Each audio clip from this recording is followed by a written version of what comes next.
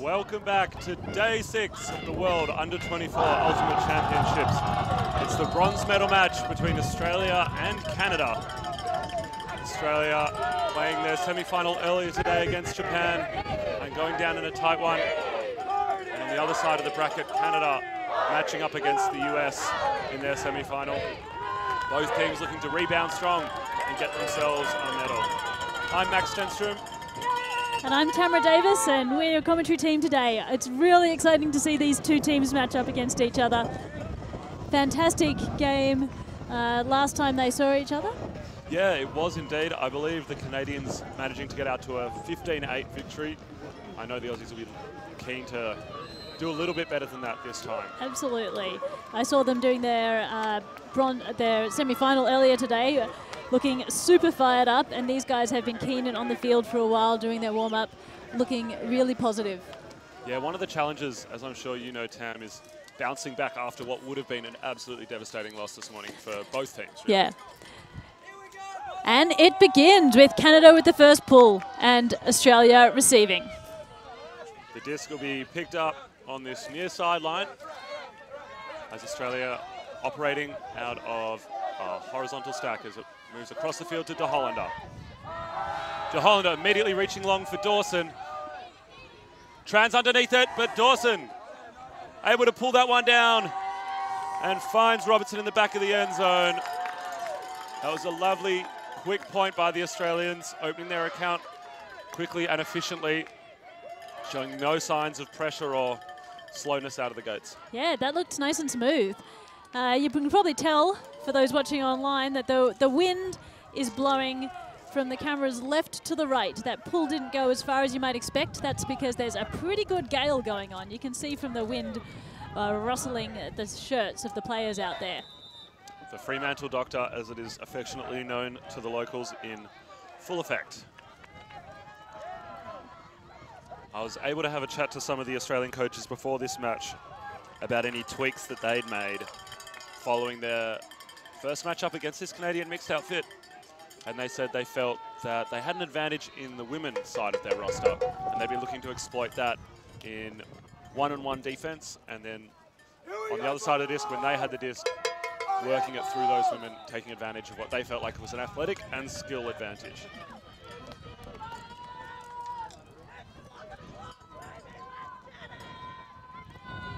So arms are up and the Australians put up the pull. It's in, but it rolls out the sideline. So Canadians taking a relaxed approach to go and pick up the frisbee.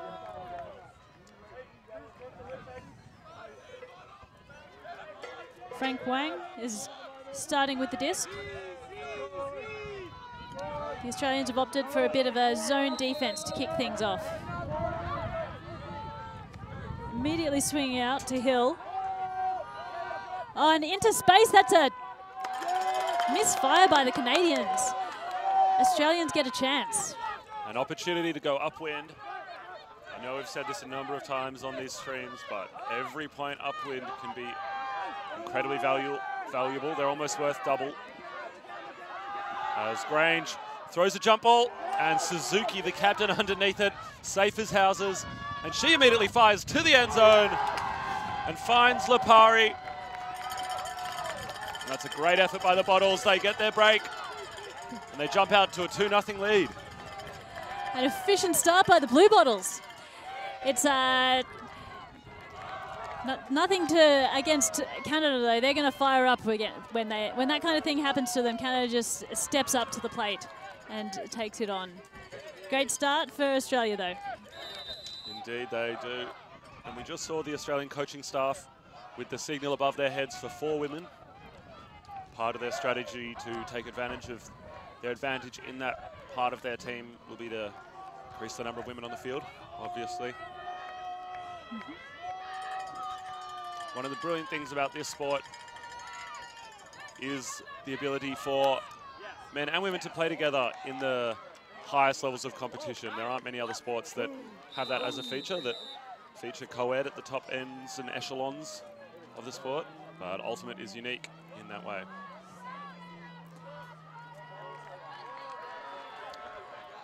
Indeed. So the Australians are starting with the frisbee again now, ready to put up the pull.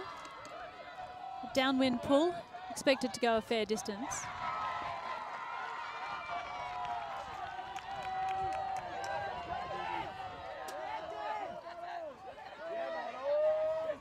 Canadians with the disc.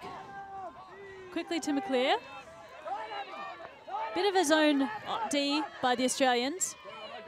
Getting some of their girls into the space right in front of the frisbee. And it goes up. It's a contest though, but too many Canadians around that one. Lots of red. Oh, chase it. Too good. Canadian come down with the score, upwind. I think we saw there a bit of a fem zone perhaps, or just the putting of a woman into the lane in front of the thrower, hoping to congest that space and put a little extra pressure on that thrower. And it seemingly worked, ending up having to take a relatively high stalk out, difficult option. Obviously it worked out for the Canadians there, but over the course of a game, pressure like that can build up, add up, and eventually result in turnovers and goals for the Australians. Canadians now also indicating that they will be playing 4 women. Interesting. So 4 women straight back. It's good to see the use of the girls on the field. A feature of the game this morning against Japan and Australia was that both teams drawing on their female resources throughout that match. And it's great to see that at the pointy end of this tournament, the teams that have succeeded and are now playing off for glory are those that have utilised all of their players.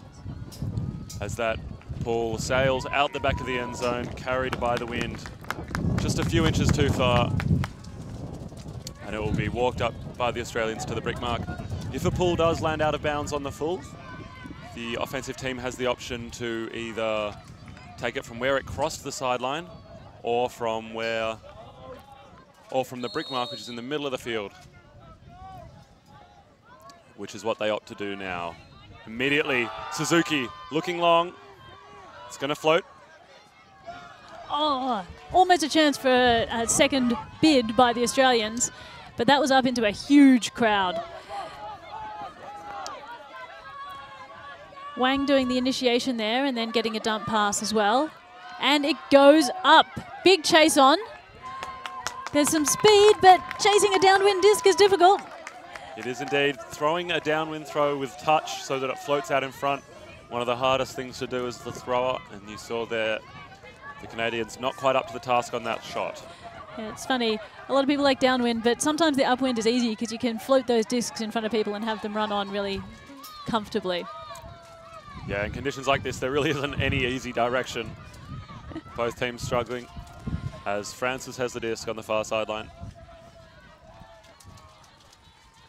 Oh, that was a nice clean cut from the Australian, but the thrower not able to get it out. No, the pass from Trong diving into the turf. Up and over for the Canadians, now have a chance at their end zone.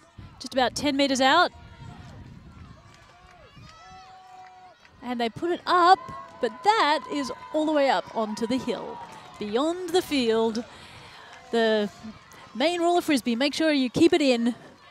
That's right. Too much spice on that throw, too much juice. The Canadians obviously been taking full advantage of their strength and conditioning program. Maybe that guy spent a little bit too much time on the bench press. The Australians get another opportunity to head upwind. Early in this game, it looks like this could end up being relatively scrappy with plenty of turns. Not a whole lot of clinical offense happening. As the disc is brought in by Trong. Goes to Francis. Francis will shoot again. Again, it will float. And again, a pack gathers underneath. And Lipari goes up. And there's plenty of contact. And it looks like we'll get a foul call. We are lucky in these important matches to have 4 game advisors, as they will get involved and hopefully be able to provide us with some insight into what's happening on the field. Hit the disc, and then there was contact. I really do think it was. I didn't hit anybody, and I was just running beside the whole play to catch garbage. I saw you go up, and I saw you hit the disc, and and then there was contact. So my opinion is that it didn't affect the play. Yeah. Did anyone else see? No. Did you think you had a play in the distance? We definitely had a play. It's just, I thought he had it. it's, Was my opinion. if you think I dropped it and left out, I definitely think I was up.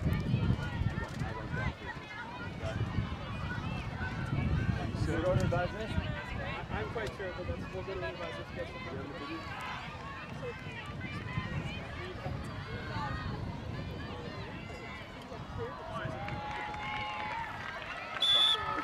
Retracted. And a retracted foul call there. There was clearly some contact on that replay, but the question is whether it affected and whether it was incidental to the play. But an immediately turned over back the other direction, and it will be picked up by Maiolo, the only Adelaide-based player on this Australian team. She's been a real general on the field and off it, and she will look to quarterback this offense up the field here. Coleman with the outside in backhander that pops up again. And the Canadians get a big paw on that one and knock it out of bounds. You just can't put the lip of the frisbee up in that direction. It's going to fly and curve all day. Receivers have to be way behind to get it, or you have to keep it relatively flat. We have seen lots of people cleaning up scraps all day today, though. Lots of chances when the frisbee's up for someone to come in the back out of the main contest and pick up the frisbee. Okay, this one's sent deep by Canada and cleaned up. Nice, that was great read by Giorgetti. Now they have a chance. I think that was kept in. Don't know, this is the opposite direction of the field from us, so it's hard to tell, but clearly it was. Oh, great grab at the dump there. That was Mason for Canada, and throws the inside-out goal. Very nice play in front of the end zone by Canada. Very patient, willing to dump and swing until the shot opened itself up. It's one thing that has been consistently displayed by the Canadians throughout this week, and that's disciplined offense, willing to work hard with their legs to open up some nice options downfield. And we mentioned Giorgetti there, taking down that big shot. Giorgetti, Doucet, and Doucet are both products of the University of Ottawa, and have spent some time playing with one of the Australian players, Claire Bartram, who did a semester of university over there. Big shout out to all the University of Ottawa GGs, the team from that university. I know they're on the stream supporting both their Canadian compatriots and their Australian one in Bartram. Unfortunately, Bartram is injured and hasn't been able to play this tournament. She fractured her femur in the lead up. Not comfortable. You may be able to see her on the sideline on crutches, though. Yeah, she's been still providing there her in voice spirit. and support. Yeah.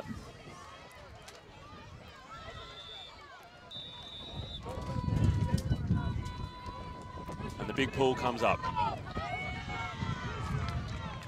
And it will stay in and is fielded by Lau.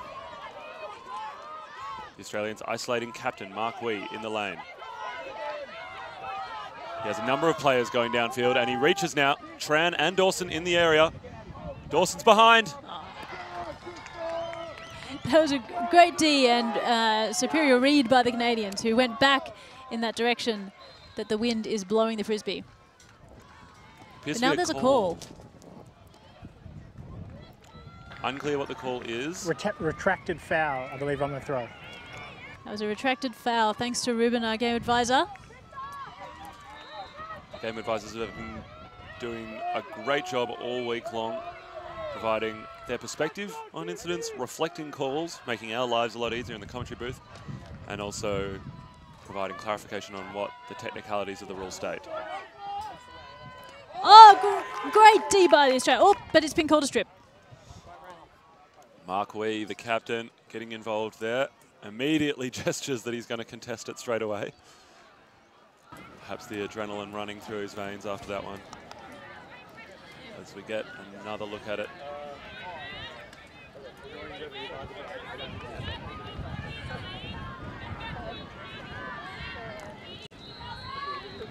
Very, very close. The question will be whether the Canadian player had gained control of a non-spinning disc before the contact. It appears it will be contested and the pass will go back.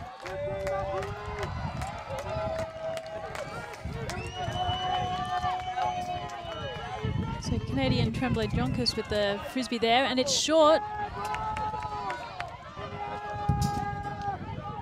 That was a case of almost never in. Goes back to where it exited the sideline. And De Hollander with the bailout hammer towards the end zone. He has players in the region, and Tran got a hand on it. Not able to close his hand on that knifing disc.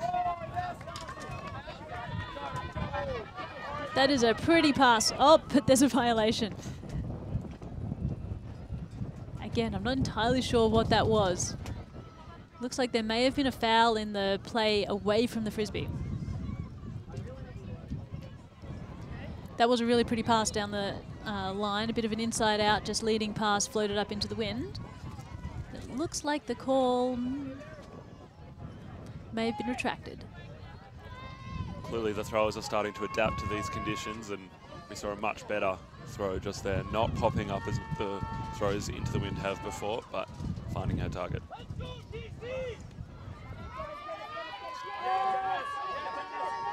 It's up again, and they make no mistake that time. Very pretty pass up to Galbraith, one of their key cutters.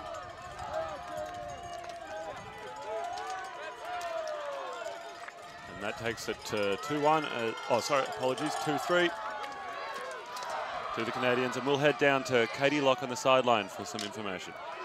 G'day everyone. We are seeing some exciting energy from the Australian team, despite the fact that they just got broken twice. They are trying to keep their heads up, and it's something that we saw in the game against Japan earlier today as well. Trying to keep their spirits ridiculously high and the energy levels really high, filling the tank and just making sure that people have the energy every time they're on the field. So no matter the result, they know that they can get the next point. Back to you. Thanks, Katie. Yeah, great point. The Aussies have been doing a fantastic job of congratulating their teammates. Everyone's always putting in 100%, whether they're on O or D and whatever the outcome of the point. So it's great to celebrate all of the victories, even if you did get scored on. And I think one of the coaches, Max Howden, has been keeping the spirits up by doing some sing-alongs on the sideline. Classic Max. Every time we touch by Cascader being a favourite. The Blue Bottles not short on unusual rituals to get themselves psyched up before a game. Their coach, Max Howden, who was also an ex-captain of this Blue Bottles team, smashing a watermelon in the end zone before this match to get his team pumped up as Michael Vernon goes upstairs, and it's bobbled down and cleaned up by Trong, who immediately will look for Vino in the end zone. And that's another upwinder for Australia, showing their ability to play in both directions. What did I say? Upwind points are easy, right? It's the way you want to go. Look, if you can make the upwinds easy, then the downwinds will follow shortly thereafter, and the scoreboard will be in your favour. Absolutely. But at this point, it's 3-all. Scores are tied as we get another look at that pack grab. As that one sailed in, you would have backed Michael Vernon. Huge 6'6" tall timbers of this Australia team. But it was Mike Trong, one of the shortest members on this line, that ended up cleaning it up, demonstrating the importance of backing your teammates up, especially in blustery conditions, because the disc is always going to float and bobble and do something unpredictable. It's not over till the disc hits the ground.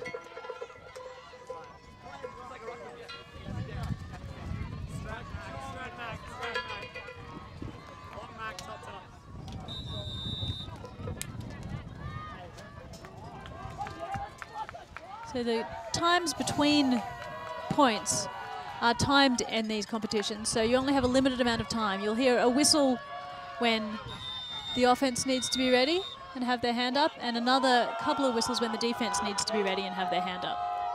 This time it's from the Australians to the Canadians, stopped in the end zone. Always lucky it doesn't get touched and then roll out, because you have to take it from the back of the end zone or wherever it rolled out if that's the case. And just a couple of little handler movements. And again, Australia, you can see the scrappy looking zone, trying to make it confusing for the Canadians. Oh, violation or call of some sort. Perhaps a little bit of unwanted attention given on the mark by Francois.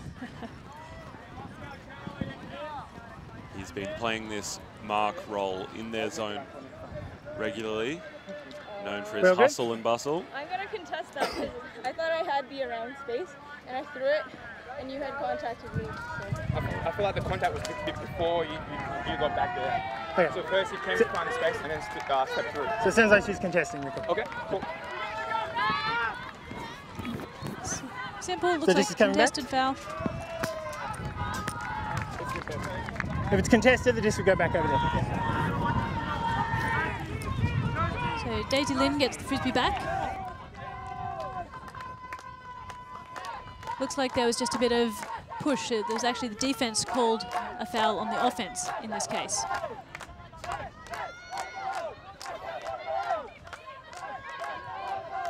Speaking to the Australian coaches earlier, they were looking to play a number of different zone looks, thinking they might reap rewards, as they do there. Oscar Francis sticking out the right hand just at the right moment and getting the right result. As De Hollander has it, 8 metres out, Australians on the doorstep of putting this one away. Going 2 in a row would be an important momentum swing for them. De Hollander to the Francis, who does a great job taking that one high, and Australia out to a 4-3 lead. Exciting stuff. I know the teams that are playing here have had long lead times for this tournament. I was talking to the Canadians earlier. They first had their first selection activities, at least, 2 years ago when they had some prospect camps. They started out with having a few tests, athlete sort of aptitude drills, testing exactly the same drills for a whole bunch of people all over the country. And from that, they started to scout and then invited 180 people to their tryouts, of which the 3 teams that are here, men's, women's and mixed, got 27 each. So it's about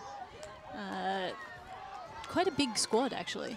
27 is large, even for a Worlds tournament. But it does mean you've got plenty of legs to draw upon in these tough conditions. That can sometimes make the difference when it's hot, and over a 6 or 7 day tournament as this is, how much you have left when it comes to this pointy end of the week can be decisive.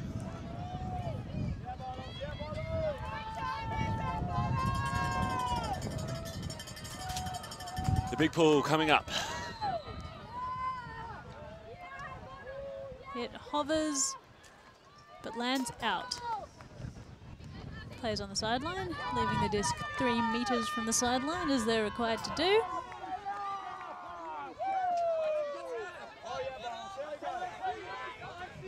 Cordair bringing it in for the Brick. Nice height difference happening there.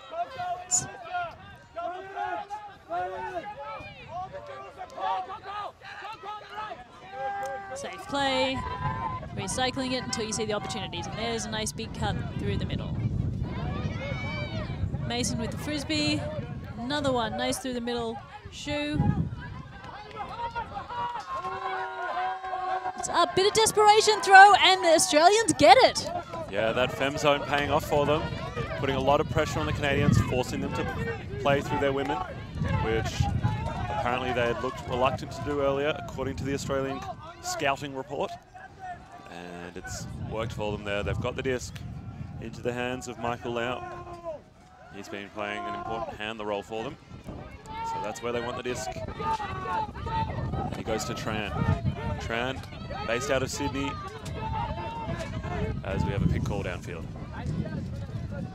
Yeah, nice clear pick in the stack there. In ultimate, you can't pick or screen or shepherd as you might in some other sports. And if that does occur, the player that is impeded can make up the ground that they have lost. Yeah, there was actually a slight change to the rules in the recent update of the World Flying Disc Federation rules, where you can actually, you used to have to call the pick immediately. These days you've got a couple of seconds to make the decision to see if it affected the play or not, and if it didn't affect, you don't have to call, but then you can make a slightly late call if you need to. That's just to try and avoid pick calls unnecessarily so that the game stays as flowing as possible. Yeah, obviously, from a spectator's perspective, we love to see a free-flowing match. We do also love to see great spirited play with self-officiation at its best when players sharing their perspectives and coming to a resolution. One's going to sit up as it's cleaned up by Suzuki to Coleman. Coleman, a bit of a superstar on this team, has a big social media presence. Check her out at Gemma Coleman, number 24. And that one through the hands of Suzuki, unfortunately. And Canadians will go downwind. Snyder busting long immediately, but the handler not able to get to it quickly enough to give it to him. Now comes back in for a nice big gainer. Oh, the inside out goes awry. Oh, but there was a call. So must have been a foul on the throw there.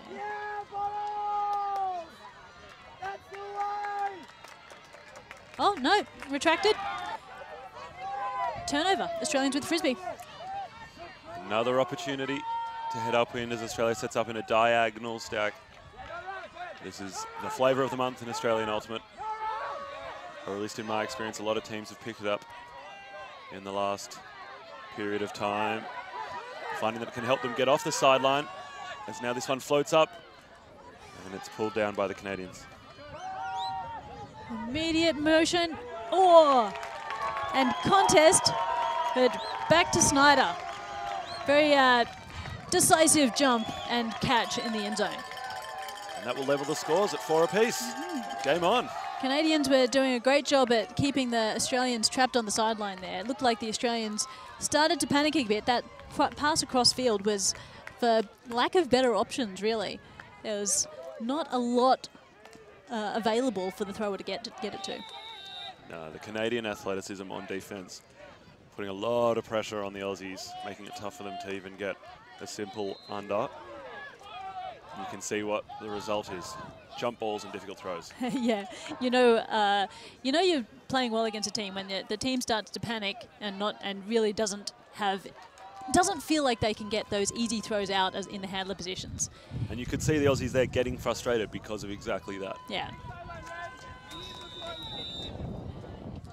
Defense really does win games. I love when new players come and start to play and they're like, but I can't throw and catch time. It doesn't matter, just play D. Every single person on the field has to play D. You can play offense through 2 players if you need to. Yeah, the idea that offense wins games and defense wins championships, I think, is very true. Speaking of offense, the Australians will get another go heading downwind. As Mayolo has the disc. And now they find Della. Della shoots long with a huge forehand. He's got Suzuki underneath it. She's been a big part of their play this game, but that one sails out the back. Interestingly, Della, number 1 for Australia, he's been a big key player for them, has a suspected fractured patella in his knee, and he is still out there on the field. He did that the day before yesterday, taking a bit of a knock, but that hasn't slowed him down an inch. He recognises how important this game is and is pushing through the pain. That's an impressive pain barrier there. I'm sure it's somewhat artificially induced. Yep. Oh, the Canadians using their height to a great advantage there with a really sweet pass up the line. Wachenko gets a dump out.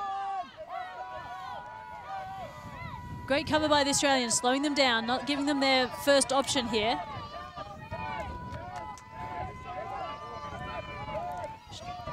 It's a quite long stall count. Must have been, oh! And a stall out. It must have been a couple of contacts to bump the stall count back down to 0, but there they got to the 10. Timeout called. Oh, it's a timeout called. Okay, thank you. That's pretty impressive. I believe there were lots of contact calls during that stall count. Thanks, Ruben, our game advisor. That's what we were perceiving up here. It did seem like a very long 10, but if the contact gets called, it drops the count all the way down. Indeed. And for another bit of insight, we'll head down to the sideline with Katie Locke.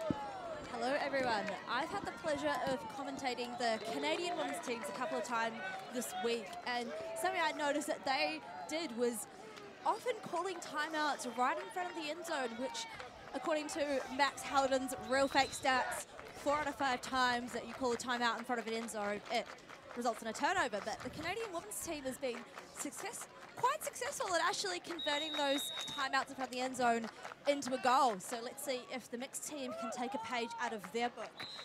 The mixed team, of course, one of their captains, Rebecca Thompson, is the twin sister of one of the women's team's captains, Helen Thompson. Helen being a pivotal player in the women's team. Haven't seen much of Rebecca in the last game earlier today, but let's see if she jumps on and makes a difference to this game. Game's coming back on now, so back to you. Thanks, Katie.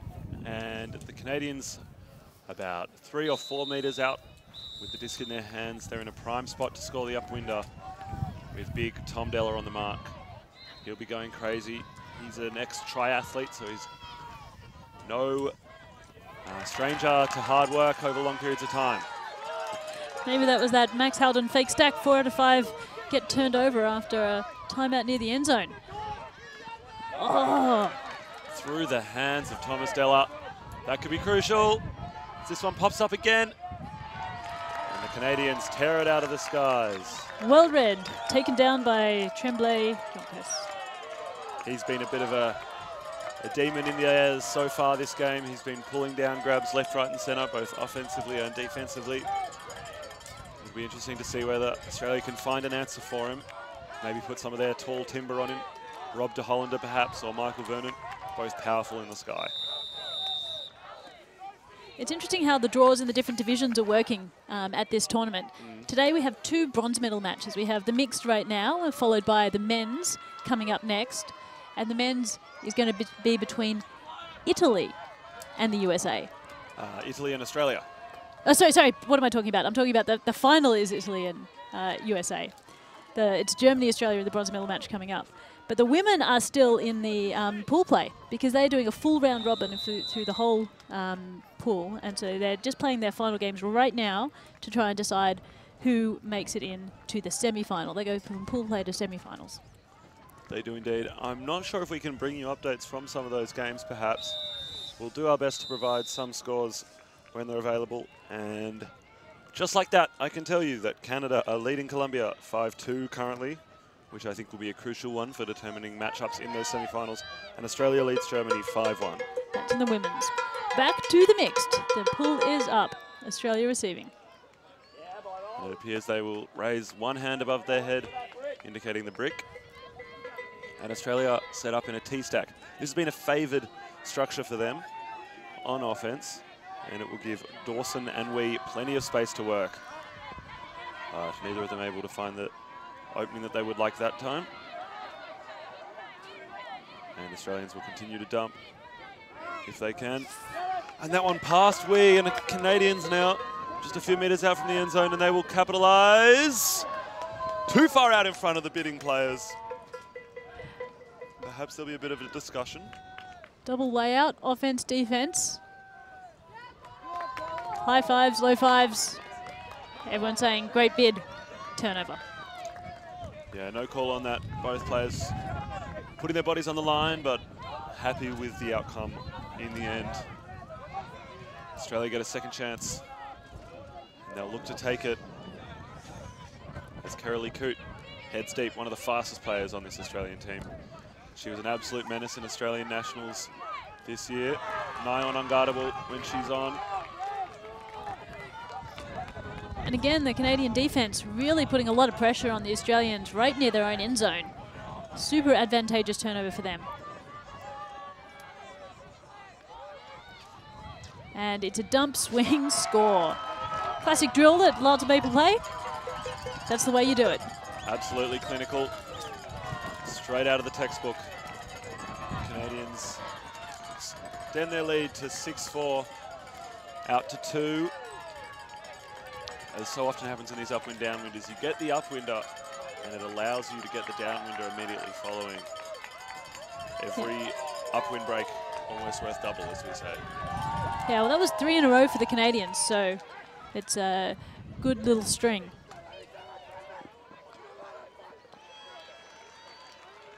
The Australian coaching staff will have to find a way to respond. We've already spoken about Max Howden, who captained the Blue Bottles in 2013 at this tournament in Canada.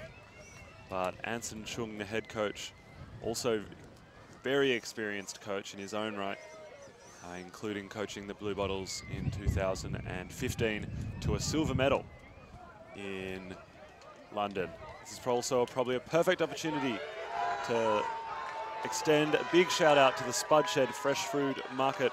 Thank you very much to the Galati brothers for their kind donations of fruit this week. We've had oranges, we've had bananas, apples and pears. I know I've been chowing down on a lot of them and been enjoying them very much. So if you are a Perth local, head on down to one of their many stores. Not only do they have lovely produce, they're lovely people too. Keeping us all well fed. Tam, you are obviously very experienced. I believe you played your first Worlds in 2000. What would you be recommending to these teams? Oh. So I would say both teams play with confidence. Back yourself in the wind. And sometimes you see a lot of just rash, difficult throws going up in the wind. And sometimes it's better to just still play it a little bit safe and trust yourself that you are strong enough to make those passes. The thing that has really been clear here, though, is that defense is really winning the game from both sides, making any offensive passes difficult, which is inspiring the idea to jack it a little bit because the defense is so tight that it's getting the handlers in trouble. And that pool may sail out the side again. And Australia will take the brick. Trong, a Melbourne-based player playing the majority of his ultimate with the Chile Ultimate Club, one of the oldest clubs in Australia, with a storied history full of silverware. And we'll head down to the sideline with Katie Locke. Quick correction, Michael Chong plays with Heads of State Club. Meanwhile, Michael Lau plays with Chile, both legendary men's clubs in Victoria, though Heads of State is now mixed and women's too. Thanks for that, Katie. Apologies for the mix-up. No offense intended to either club. Both wonderful in their own right and in their own way. And that was just a tiny bit of a misfire by Goddard. Immediately saw it as it came out of his hand. He was frustrated with that throw. So Australians get it back, but pretty much all the way back down towards the other end zone. Let's see if they can figure out how to break these handlers or these handle defense. Big arcing throw across the field into the fat side. Cleaned up by Vernon, who looks for no, but I think the Canadian may have got a fingertip onto that early, causing it to veer off course.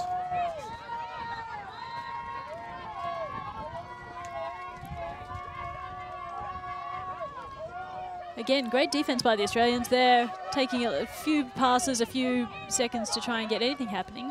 Oh, but now there's a bit of open side working up the field by the Canadians. Disc hasn't been more than a metre from the sideline for the whole way down the field.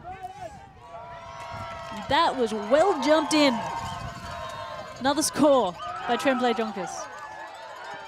Conventional wisdom would say that as a defense, if you can make them play in a 1 metre strip down the sideline, you're doing a good job and that it's what you want, but the Canadians making it look easy, cramming it down that cram hole.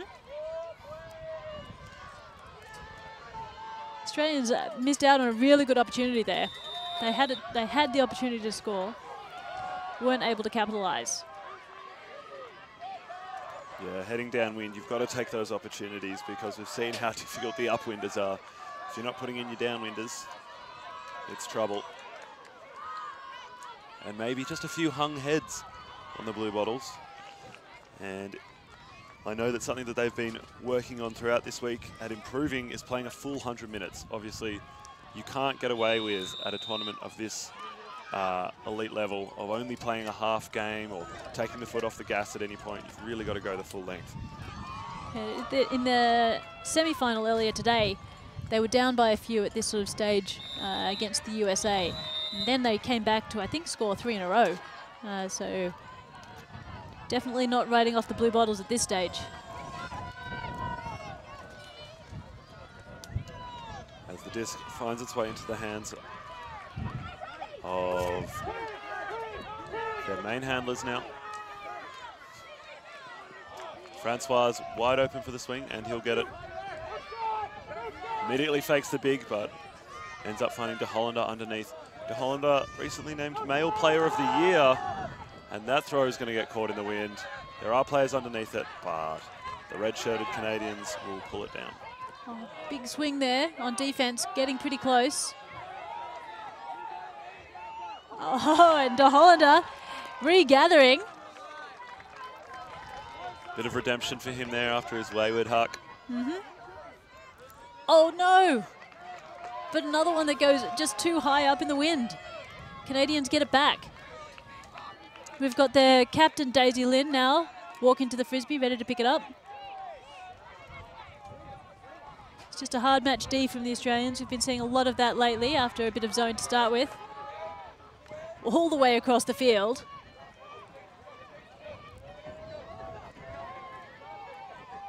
Looking solid there. And oh, what a great grab. 2 layouts to score from the Canadians on the break side. That was Mason. I didn't quite catch who scored it though. That's a great effort by the Canadians, and they'll take half, 8-4. That's an emphatic first half, developing a strong lead that they will be very happy with. And for another perspective, we'll head down to the sideline with Katie Locke. That was Captain Daisy Lim with the goal. Both her and Mason being pivotal female players on this Canadian team. Mason so ferocious on defense, and Lim great in the handler duo. Thanks for that, Katie. Yeah, that was good. Lim started with it, and then we can see on the replay couple of layouts required in order to get it into the end zone successfully, but good work as Wichenko gathering that last pass.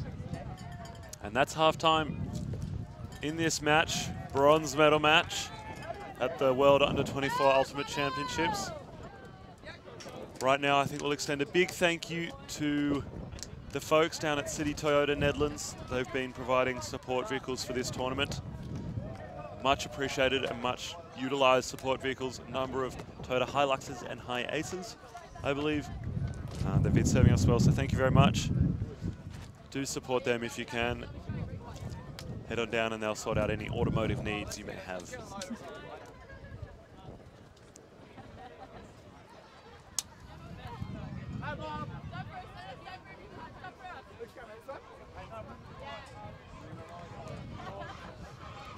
We see a number of players taking full advantage of being on camera, waving home to say, "Hi, Mum, how are you? I'm down here in Perth getting some cool stuff done."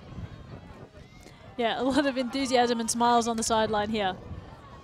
It is great fun playing for your country, and especially in a match where you're in medal contention. Amazing stuff. Yeah, Tam, maybe you can provide us some insight into what it feels like to be in the green and gold, out on the field, playing at the business end of a tournament for some silverware. It is so exciting. Yeah, and it's funny. It's really stressful when you're on the field. Well, when you're off the field. When you're on the field, you're not really thinking about the stress of the game necessarily. Well, hopefully you're not paying too much attention to it. But it's really, there's a sort of camaraderie and determination. By the time you've gotten to the pointy end of the tournament, everybody on your team are super tight-knit, strong friends, and you'll just do anything for each other in order to get those goals. So you'll see everybody putting everything out on the field. And I think we'll leave it there, let you have a watch of these highlights from the first half. Don't go anywhere though. We've got another great half of Ultimate Frisbee to follow.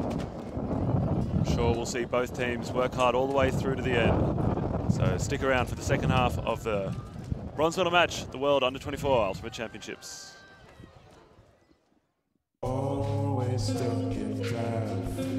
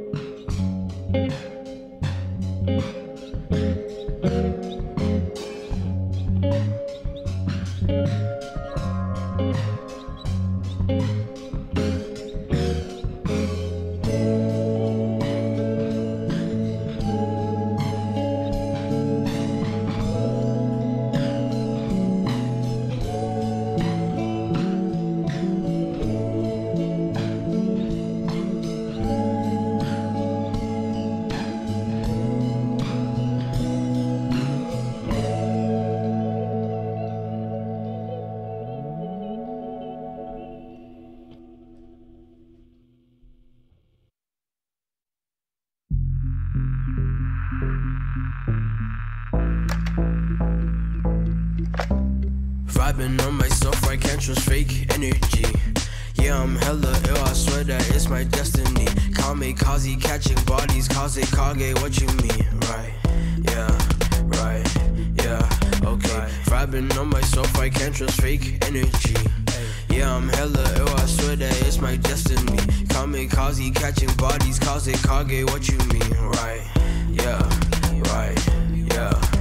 Hey, young dude with a nice face. Only pour through, that's the eye fade. Got things to do, hands screw, brain food, that dude, send nudes over my space. Face through, clean on some water, ayy. Shorty pump spell, that's your daughter, ayy. So I'm in the mood like skirt, but she wanna flirt. After she heard, now I'm the dude that she's after. Cannot blame her, I'm dapper. How come no one was feeling me back when I was a rapper? Back when Roshi was master, karma.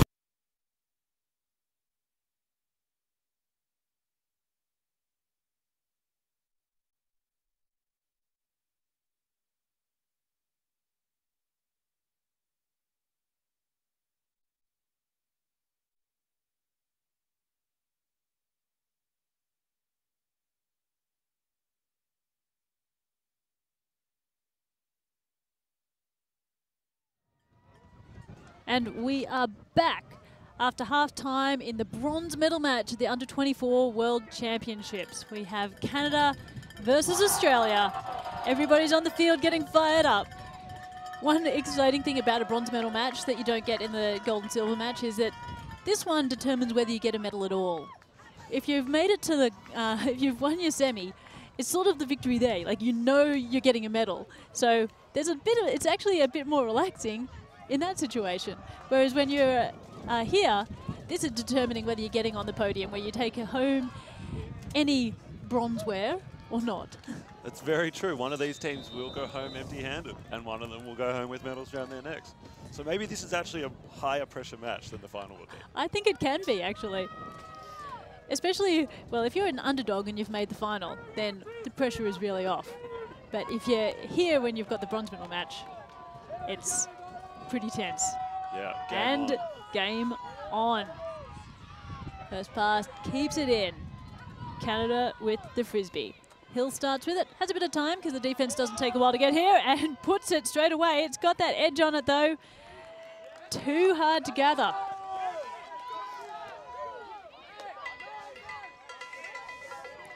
Back to Australia with a disc that's still rolling. And Mikey Lau picks it up, has Francois underneath. Francois maybe more well known for his handling, but I know on this team he's been taking a bit more of a cutter roll, looking to generate out of the primary position. But Canadians now with the disc about 15 metres out. Snyder with the frisbee, looking at a nice gap there. Oh, but the Aussies mack it. Not gathered up by the Canadians. I thought that was going to be a fantastic example of catch your Ds. They gave the Canadians a chance there, even though they're in a perfect defensive position to grab that frisbee out of the sky. And as I'm sure you can hear in the microphones, the wind is picking up, and the Australians will have to play straight into the teeth of it. And they'll reach down line for Francis, who holds on. He surveys his options, goes with the left hand to Coleman, but she can't hang on.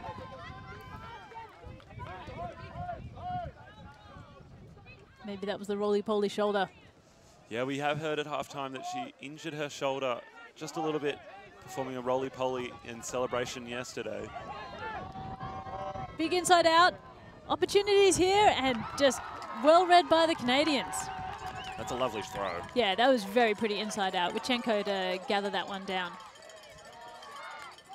Yeah, the throwing prowess of the Canadians has been obvious this game. Just really well drilled, clearly. Throwing through this wind as if it's not even there.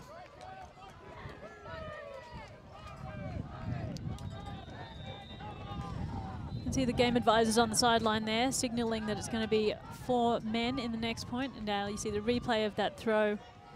Snyder putting up a really, really pretty pass. Too good. You can see the Australians even congratulating the Canadians on a good shot.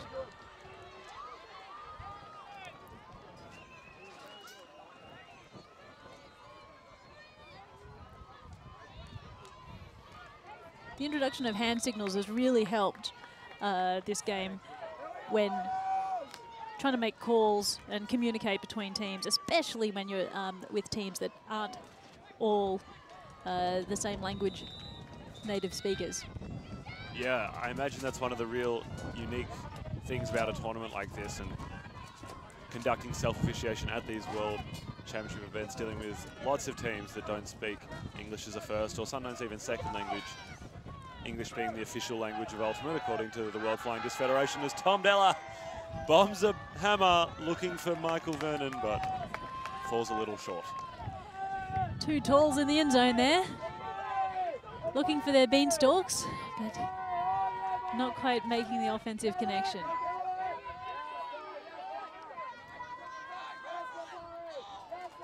Tom Della showing absolutely no fear all week long and pulling the trigger on his big throws, sometimes for benefit and sometimes for detriment of his team. Oh, and that one's come a bit short, straight to the Australian. The wind forcing that forehand over.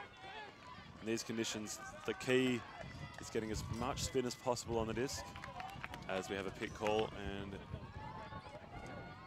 play will pause momentarily. But yeah, in these difficult conditions, as much spin on the disc as possible to help it stay stable. And a huge hand block by the Canadians. Solid. Scarth says, not in my house. We're done. That frisbee's not going anywhere.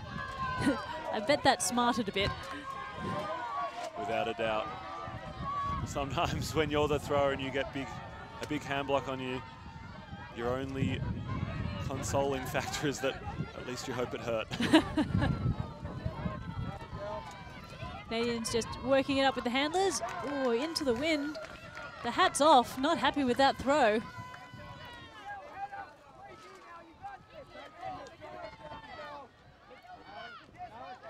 As Lipari runs deep, Della underneath.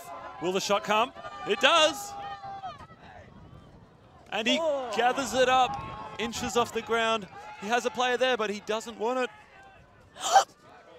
And that was incredible. That was a bumble. Our hearts are in our mouths as Australians approach the end zone. Making it look more difficult than necessary.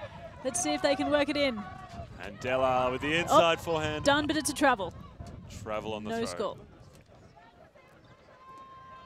And the pick. The returning pass goes about an extra 20 meters down the field, changes direction, rolls to the other side of the field. Someone helps them out and gets it back. Okay, so there was a double call there, a travel and a pick. Disc back in the hands of Della. As I said before, no fear shooting big as he did there. And sometimes it pays off.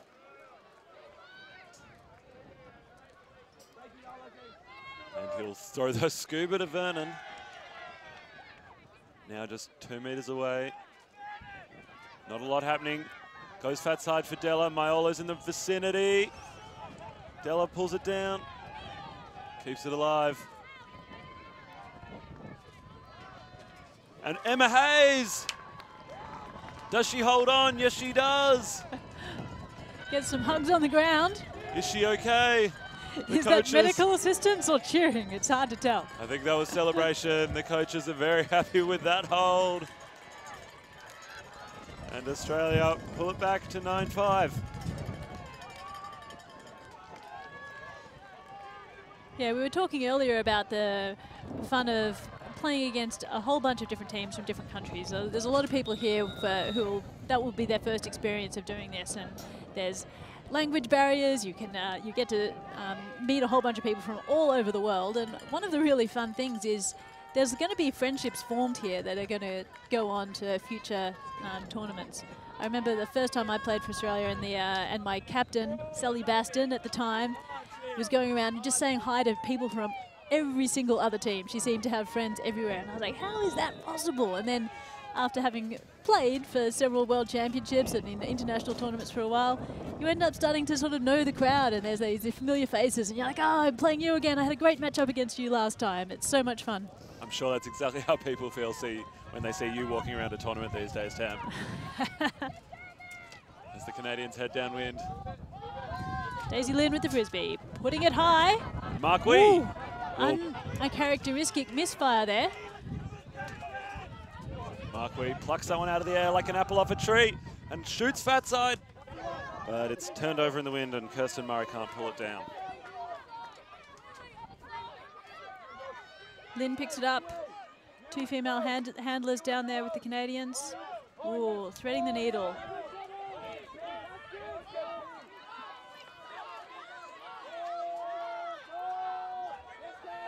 It's up high. Not a clean D, but gets hands to it first. That does what's necessary. Rob de Hollander, obviously a very large man. As you can see, does what he does best, which is get in the way of big throws. Murray fakes the big, goes underneath the Dawson, but just throws straight into the turf. Quite a few errors happening out there. There's a lot of pressure on all of the players. The defense is, even though some of these are throwaways, the defense is really putting a fair amount of pressure on, making things difficult and forcing them to do things they're not entirely comfortable with. Yeah, the Australians playing a bit of a poachy look now, a zony look. The Canadians so far able to find a way through. We'll see if the Australians can put a hold to that, make an end zone stand. Oh! It seemed like the Canadians had threaded the needle all the way through there, past a number of different players of both teams. A fumble in the back of the end zone, another unforced error, so to speak. A few uncharacteristic fumbles going on. Perhaps it's the pressure, perhaps it's the wind, I don't know.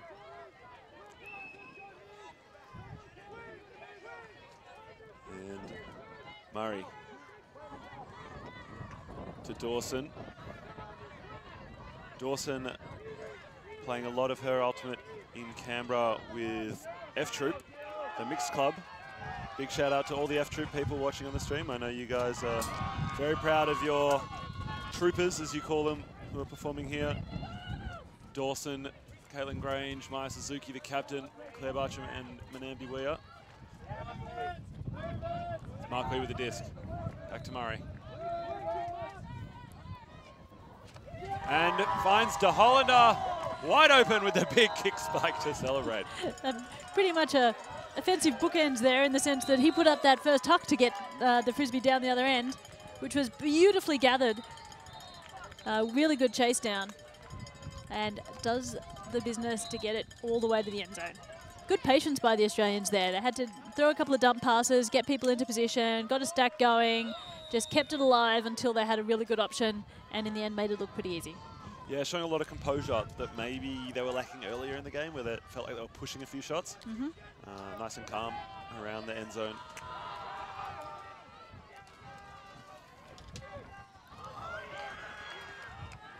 So score now, Canada 9, Australia 6. Game's here at 15 points. Or 100 minutes, whichever comes first. 3-point deficit. I don't think it's too much for these Aussies. I have full faith in their abilities. You know, they're the kind of team that when they get some momentum and when their spirits get up, they can really find another level. The question will be whether that happens and whether they can turn it up a notch, find another gear. Yep. With the wind at their backs, they have another chance here. Nice pull, a bit of a roll. Successfully stopped. Canadians with the frisbee. Got their male handler line out there this time. And the Aussies putting a bit of junk on again. Wild and woolly, but pretty clean. Big open space there.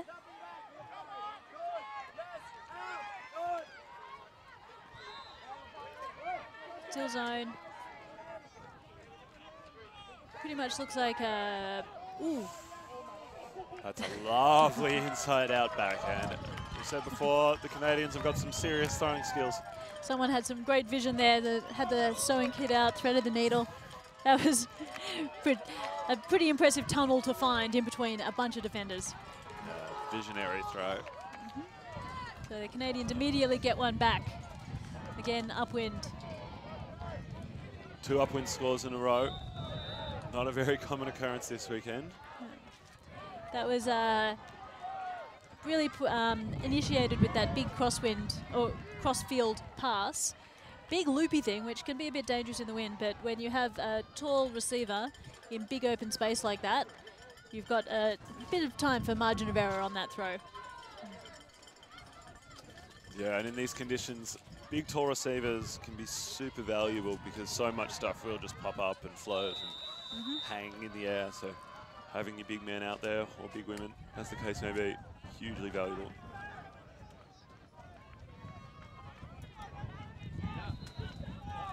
There's a lot of games still going on at the moment, so you can see a few people sitting up there on the hill watching the game. There's a lot of action on all the fields around us at the moment, with Australia to start, pull almost to the back of the end zone there. And Canadians just playing match defense, feeling like their athleticism will get them the results they need. And so far it has been pretty effective in taking away the initial couple of options, really, for the Australians, often having to look to their third or fourth cut before they're able to move the disc. And it's that kind of pressure that adds up over the course of a game and forces difficult throws like that one. Yeah, look at the field position right now. Everyone's really gathered in and clustered, trying to help out the handlers, but actually maybe making it a bit more difficult than necessary because there's too many defenders in the space. Canadians with the frisbee up the line. Could be good, but there's an Australian defender there and it's a bit too far anyway.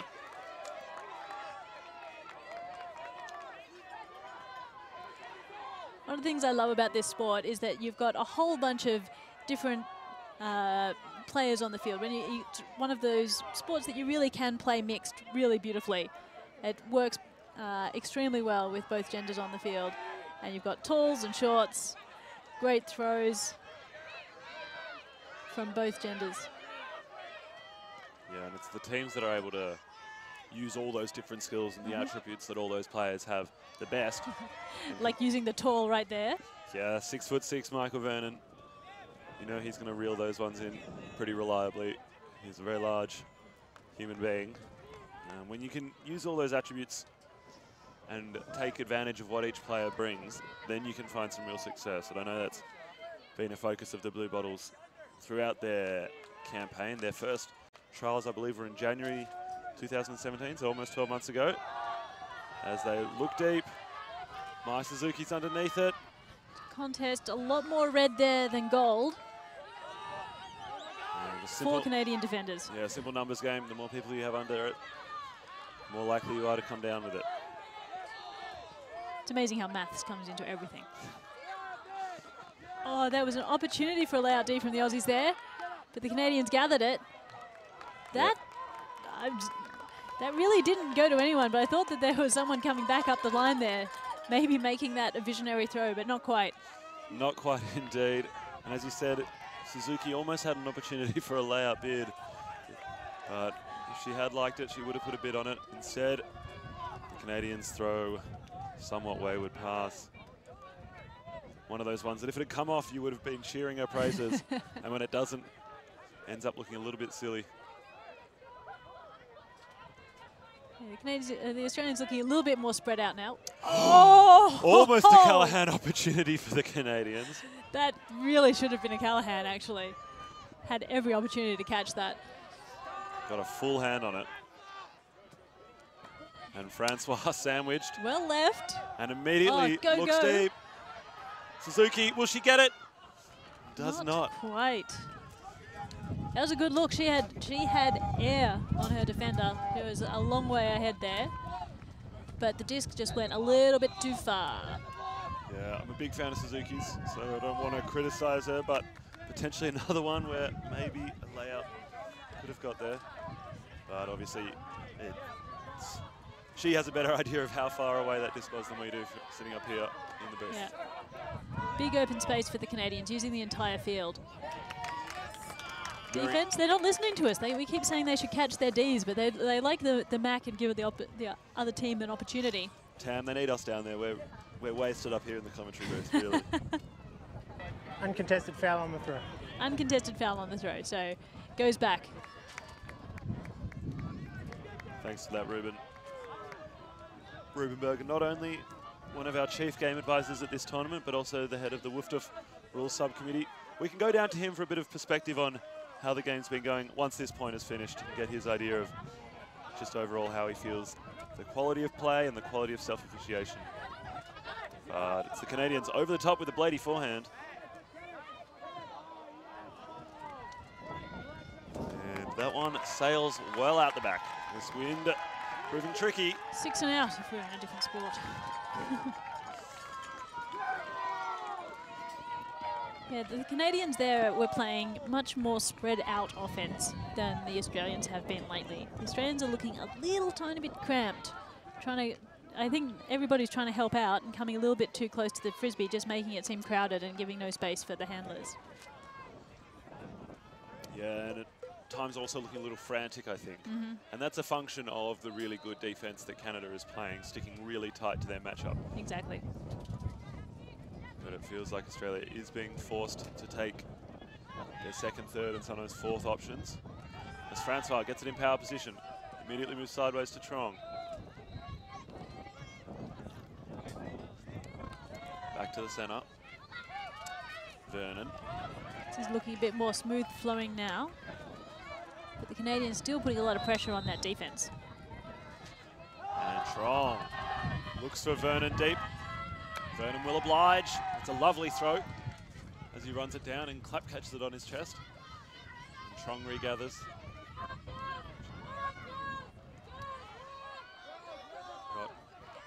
Not a lot happening upfield, and Francois bursts up the line. But the throw just well out in front, much too far. It was a relatively good option, but the Canadian defender had heads up anyway. Probably would have got it. Timeout called. The timeout called by the Canadians. Australians, hands in the air. Keeping that positive body language. Yep. Trying to keep the energy and the spirits high. Something that's been keeping my spirits and energy high this week have been the wonderful snacks of Emma and Tom's. They've been providing us with some juices, some smoothies, some nuts, some fruit bars. I'm drinking their milk espresso right now. All of their products with no added sugar and naturally produced. I've been really enjoying their stuff. Big fan of the beetroot coated nuts. They're wonderful.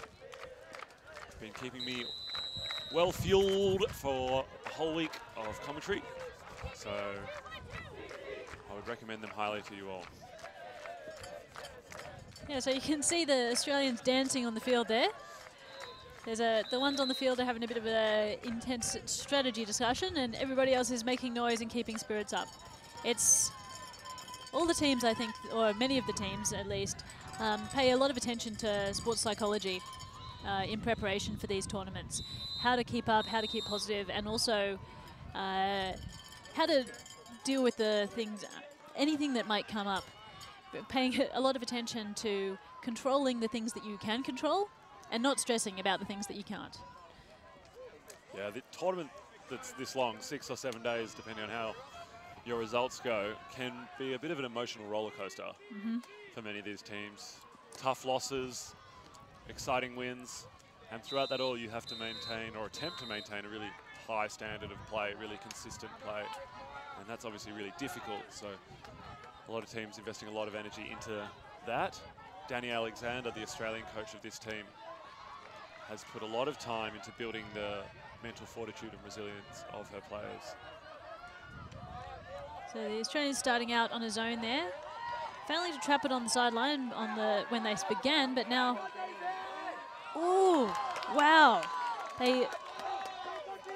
Disc went up, it was a big hammer. Thought there might even be a call, but nothing. Oh, nope, sorry, there has been a call.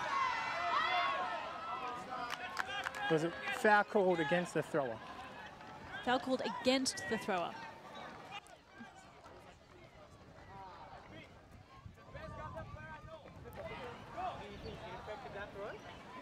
Stop the play. You hold on, I'm talking to her. Let me talk to her.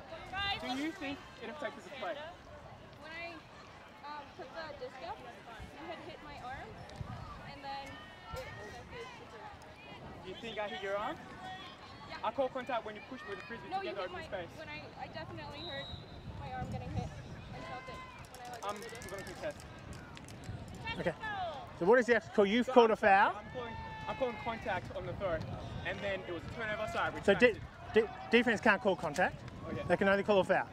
Okay, so Are you calling? I made a foul call. Okay. Before the throw, Yep, when I threw it. Before the throw. Before the throw. and you're saying it affected the play. Yeah. Okay. So now this is coming back in. Is that right? So, a bit of an interesting one there. It's not often that the mark will call a foul. Of course, it's well within their rights to do so. And had it been called during the act of throwing, then the turnover would have stood, but because it was deemed to have been called before the act of throwing, that's a stoppage. Thanks for that, Ruben. Definitely one of the finer points of the rules that we may not all be familiar with. The disc will go back. Canadians will have another opportunity. We'll see if she looks for that big crossfield hammer again. Player that she threw to is still in acres of space, so may look for that again. Sorry, just to clarify, she was contesting the foul, which is why it's come back. Thanks, Ruben. She managed to get the dump out. And there was another call, travel this time.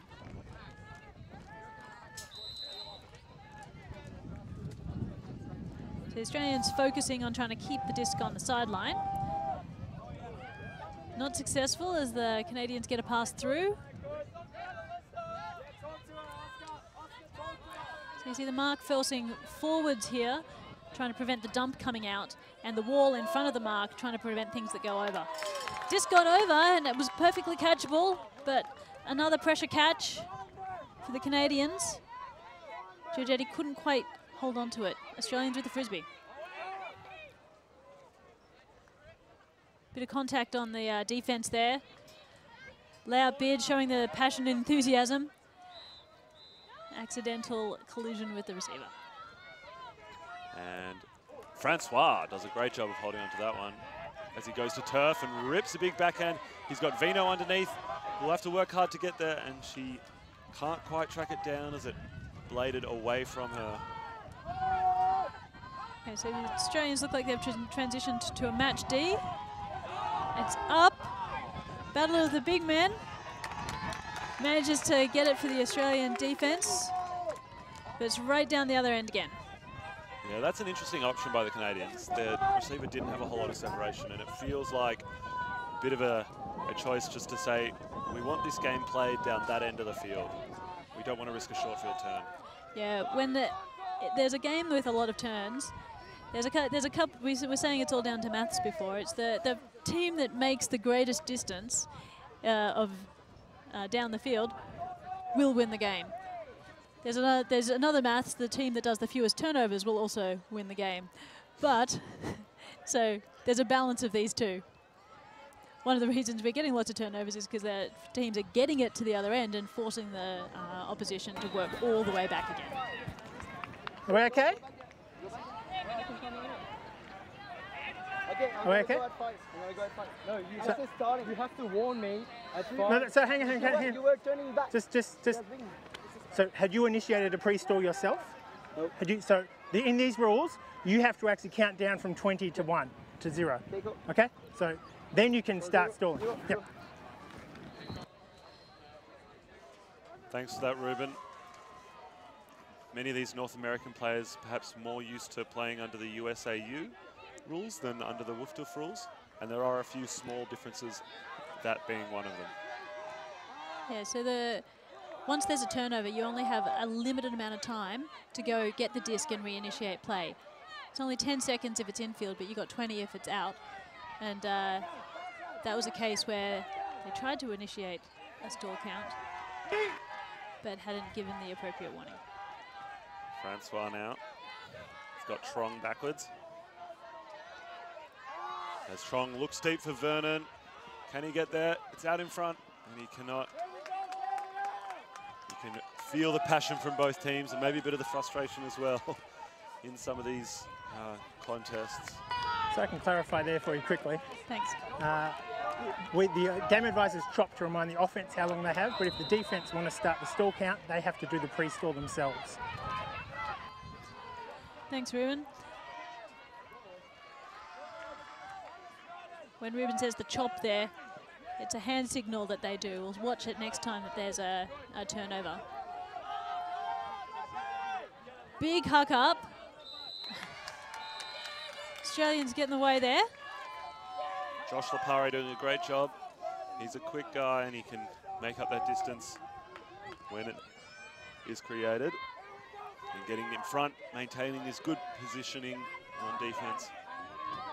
As Mikey Trong will immediately look to Vernon, but it appears to have been a pick stack as a pick called as he cut straight through the stack. Straight through the most crowded area there. I think that was probably a pretty clear pick.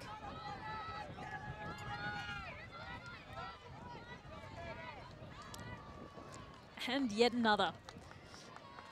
The players indicating the pick by showing us the front double bicep position. Sun's out, guns out. Indeed, the sun is out as it has been all week. It's been really lovely weather actually down here at UWA Sports Park. I've been really impressed with the conditions. It's been warm, but not outrageously so, as that one goes to turf. Canadians laying out for it in the end unnecessarily because it was never going to be caught. But, ooh, slightly rushed, but no worries, getting it in. Score to Canada. That point took forever. That was a long one. You felt like one of those ones where the momentum coming out of it could be crucial. Canada now extending their lead to 5 points. It's 11-6. This one rapidly slipping away from the Aussies.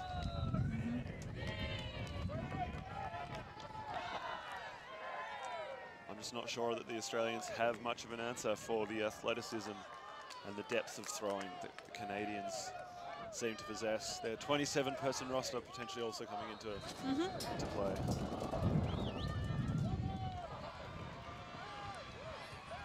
It's always funny. It's a slightly different perspective when if you're starting from your league team, which might have 10 people on it if you're lucky to come and play on these teams that are over 20 players per team. I mean, the players here are all very used to it, but it's a different perspective when you only get to go on, 1 in 3 points. You've got to keep your intensity up on the sideline and keep your mind in the game while you're not running around on the field. It's easy once you've gotten into it, but if you've never played on a team this big before, it can be a bit of a challenge. Yeah, it is a unique challenge. In some ways, it's less physically demanding in that you spend less time on the field, but the expectation being once you are on the field, you are going absolutely all out, and then you're able to use that more time on the sideline to recover. So a real mental challenge to do that. That pull there getting really affected by the wind, rolling out in front of the camera. Didn't even make it up to halfway, and the Australians are therefore taking it from the sideline rather than the brick. But the Canadians putting a lot of pressure, forcing a difficult throw and an indicated stall by a tap on the head. And I think the call also being, regardless of whether there was a stall, the disc was down, in which case it doesn't matter. So, It was like that, dude. so if you're trying to convince yourselves it was down and you're on the same team, I think it's down. No, he was trying to convince it was up. Yeah, I know. That's good. I was saying down. So the Australians calling that disc down themselves.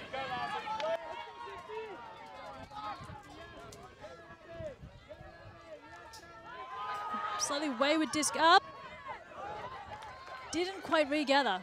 Looked like he was going to, though. Back with the Australians. At about half field. Lau to De Hollander, and he'll shoot with his huge forehand. He's got Marquis underneath it. Can he track it in? Oh. Marquis, one of the quickest players on this team, and even he not fast enough to reel that one in. It was a bit of a laser from De Hollander, who gestures with a big thumbs up, thanking his captain for the effort put in. Would have been one hell of a catch if he'd managed to hold on.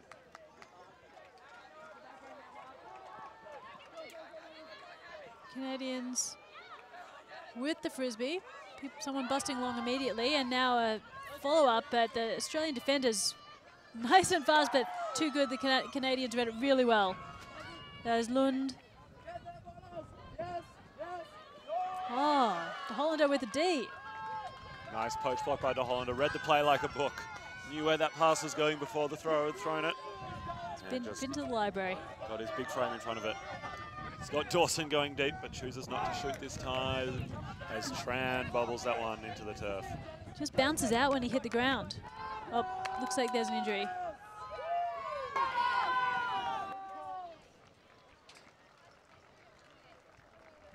So the 2 hands behind the head signal is an injury call.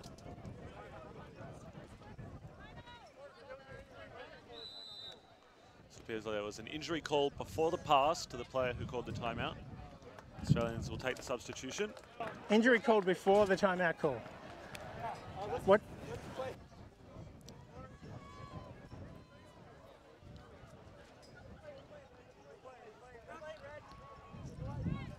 And it will come back in with Lind.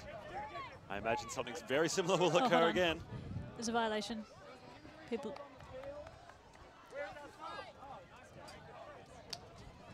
And Australia needs to remember that they can replace their injured player who comes off. They're not forced to play with 6. As Vino will come back on, and then play will restart with Lind. That's a bit more like it, yeah. As I said before, I imagine we'll get a similar outcome. Perhaps not. It's Canada go upfield. Oh, great dropping off by the Australian defender to cover a dangerous cut into the end zone. Australians, all the Canadians try and gather that. Rami couldn't quite hold on to it. It's a difficult catch. Perhaps they'll wish they had called that timeout. The Australian stack looking pretty close to that sideline over there right now. I wonder if they're going to work it down the break side.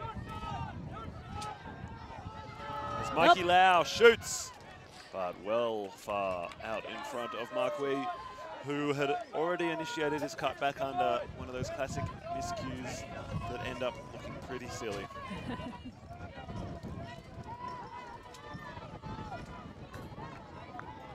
If anything, I think the wind has picked up even more now. You can see those flags in the background just going absolutely nuts. That goes up in the air, gathered nicely, using their height beautifully. Bit of a hospital here. It looks like the entire field is under it. And Rob De Hollander, he read that a mile off. He saw it float. He thought, this is my speciality. This is why I'm on this team, to pull down this kind of garbage. And he did indeed. I think he was almost behind the thrower when that went up. It took so long to come down again. Did indeed. He was coming from a mile off. Huge frame, getting involved and plucking it from above the heads of half a dozen other players. Oh, fantastic D by the Canadian. Beautiful layout. Saw that coming, lined it up, and just reached out quite casually, diving to get it. Great work by Frank Wang.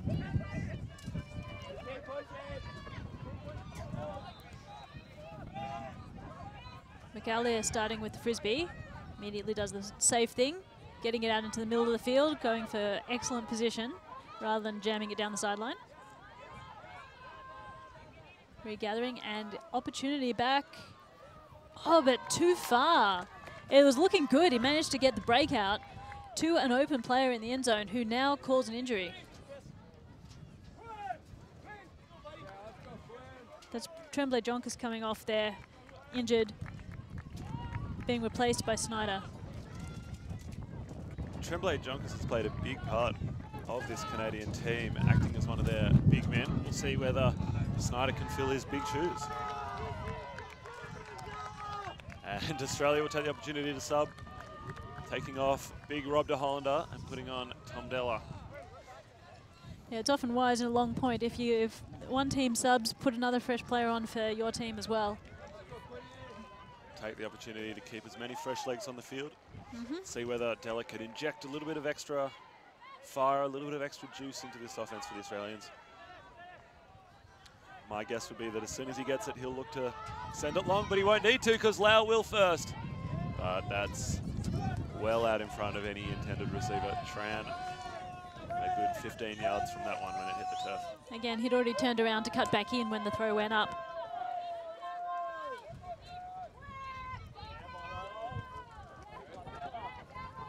See it again, the Canadians with the frisbee. Snyder has it.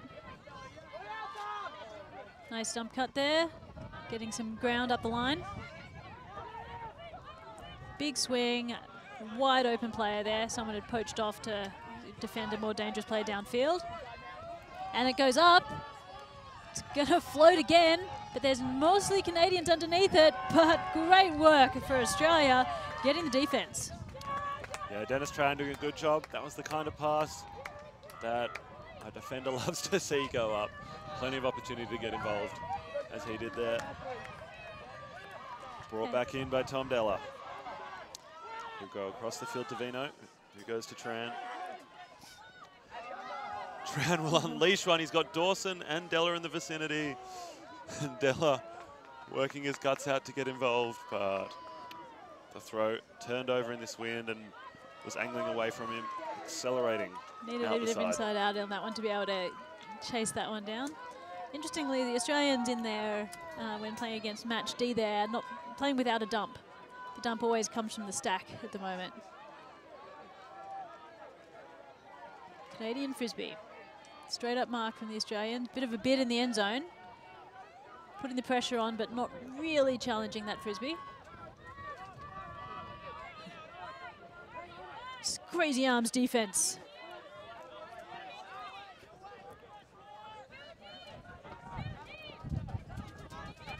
And Canadians just content to keep hold of the Frisbee. Well, maybe not. Up, oh, great take. That was by Wong on the Canadian team. Just jumping high, using both height and legs to get up to that Frisbee. Oh. That's a timeout call from the Canadians. They sense that as this game draws towards the end, that any opportunity they have to score upwind, as always, incredibly valuable. Mm-hmm. Yeah, we said there was a long point at 6:10, now at 6:11. Equally long point. Both teams are working really hard out there. A lot of turns. A lot of turns. Neither team able to really reliably and consistently throw through the wind. No. I think this is probably maybe even the most turny game that I've seen so far. It'll be interesting to see how the other teams are going at the moment, whether it's consistent across the grounds that the wind's picked up. It's making it more difficult for everybody. Yeah, I was watching I actually arrived here halfway through the week, and I was watching from home. And in the first couple of days, you didn't really get an appreciation from home of just how windy it is here. The Fremantle doctor has definitely arrived and delivered his medicine. And both teams struggling with it. Oh, you see on the replay there, everybody getting in there first for the hospital pass, and then massive, beautiful layout D there from the Canadian. And another big floater that Dennis Tran got involved in. Mm-hmm. He jumped in the ends, soared like a plane. If you're interested in getting on a plane soon, you should head on down to our preferred travel partner, STA Travel. They have been supporting this tournament, so we thank them for that kind support. If you've got any plans, they can help make them a reality. They've got wonderful offers and wonderful customer service as the disc comes back in with the Canadians. Canadians giving their isolated player all the time in the world to get the disc by themselves. Doucet. And straight in, looked like a set play working beautifully to Wong in the end zone. You can see the Canadians in that offensive play, they basically set up with all of their players on the sideline except one isolated player on the side that they wanted to get the Frisbee on. And usually if you have one-on-one, the offensive player should be able to get free, as was demonstrated right then. Yeah, just so much space to work in. As a defender, when you're playing defense one-on-one, it's a race between you and your matchup, except that the offensive player gets to choose where the race goes, when it starts, and when it ends. So you're always at a disadvantage, and when you've got a decent thrower with the disc that can put it out in front of you in any direction, your life is very difficult. Yeah, it's really difficult as a defender to be able to stop everything. So you focus on stopping what the opposition wants. Stop their first option, make them throw the challenging throw, make them throw the hard throw, and there's a better chance, numbers game, that you're going to get the turnover. That's right. often it's a case of building pressure over a whole game, making them consistently take their second and third options, and eventually you'll be rewarded. Yeah, making them second guess their throws. If you can get that going, then you're in a good place. Okay, we're about to get going again. Canadians put the pull up. Hill getting it most of the way down, keeping it in, landing inside the Australian end zone. Fielded by Francois Tamari. She's got Francis working hard in front of the disc. Francis, an ambidextrous thrower, as you may have noticed. He spent the first couple of years of his Frisbee career throwing left-handed, and only after that did he switch to right after some advice from one of the Australian men's coaches at this tournament, Alex Latamatos. And he uses his ambidexterity to great effect, but he's now on the mark. So Hill with the disc. Initiates with a dump from the stack to Lamb. Ooh, fumble there. Was looking all good, using nice, safe, clever play. And Hill doesn't quite gather. Australians are looking pretty clustered in the middle of the field again. Yeah, not a lot of space to work in. But they will find Francis. They have Lipari. He launches a forehand, a laser back to Francis, but there was a pick as he ran past the stack, perhaps. Yep, you pretty rarely get that much space to yourself on the field in these kind of games. If there's that much gap between the defense, either something's gone really wrong or there's been a pick. And in this case, it was the second option, and it will come back. I do like that throw in these conditions, though. Don't put any kind of touch or float on it. Don't expose the underside of the disc to the wind. Keep it nice and flat and laser it into your target. Suzuki with the disc in her hands. Back to Lipari. He tries to lead Suzuki out in front, but... That's nice. Snyder making sure of it on the defense there. Making sure no one behind her could end up picking that up.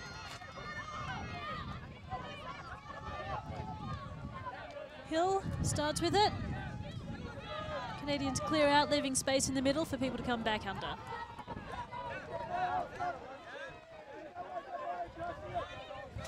Ooh, that was the wind behind it, just going down. Throwing into the wind, your throws have a tendency to pop up. Throwing downwind, the wind will often force the throw to fall rapidly to the earth. Francis now. The high release lefty backhand, very difficult in these conditions.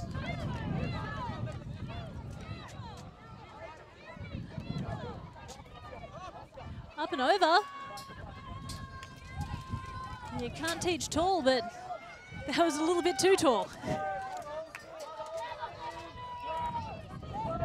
As Murray will walk over slowly, get this play restarted. Lipari receiving the inside forehand. He'll shoot a forehand. Another jump ball. Francis getting underneath. Cleaned up by Hill. Nice receiver there. Rachenko getting under the Frisbee. Ooh, wild hammer. Bit of a double helix. Bit wobbly. But into enough open space that's cleaned up by Wilson.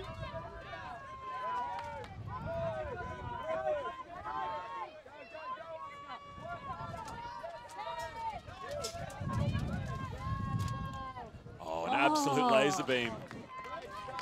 Great bid by Mason, but again, it was just a little bit too far. I have to say, we're now still on 6-11. I don't know how many turns there's been in this point, but it's been a few. Oh, sorry, 6-12. And the players out there, I think they're starting to look a little bit fatigued. Yeah, no matter how much conditioning you've done, these long points will take their toll on your body. And for some more information from the sideline, we'll head down to Katie Locke. Hello everyone. If you've noticed more bodies on the sideline, it's because the Australian Stingrays, the women's team, have come along to show their support. And they have won their game against Germany and I hear insight that Colombia are up against Canada. So I'm off to investigate that, and I will report back. If Colombia win against Canada, Australian women are through to the semis. That's exciting news, Katie. I'm trying not to be biased, but I am excited by that. I should admit, wearing Australian Blue Bottle socks right now, but I'm attempting to be impartial from the ankles up. That was an amazing gather by Mason for the Canadians. There was a male defender on her who had a good shot at getting the disc, but pulled out, I think, without, because he couldn't quite get the D without causing a collision. And finally, point is over, Canadians score. And throwing a really nice fat side forehand out into acres of space and finding their target. Extending this lead. It's 13-6. If the Australians do want some silverware, they've got a whole lot of work to do.